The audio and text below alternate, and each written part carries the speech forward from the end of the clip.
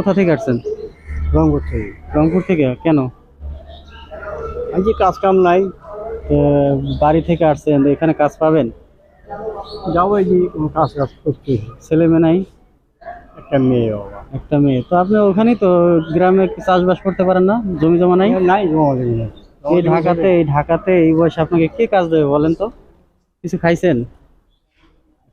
খাই, একজন একটা রুটি খাওয়াইছে 11টা। দেখেন এই বয়সে সে ঢাকা আসছে কাজের জন্য গ্রাম থেকে। আমি খাবার দিই।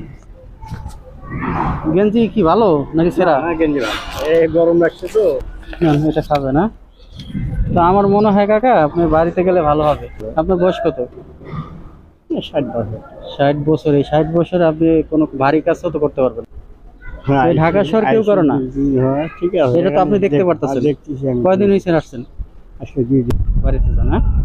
আচ্ছা, দোয়া রইল আপনার জন্য, ভালো থাকেন, আল্লাহ ভরসা। যার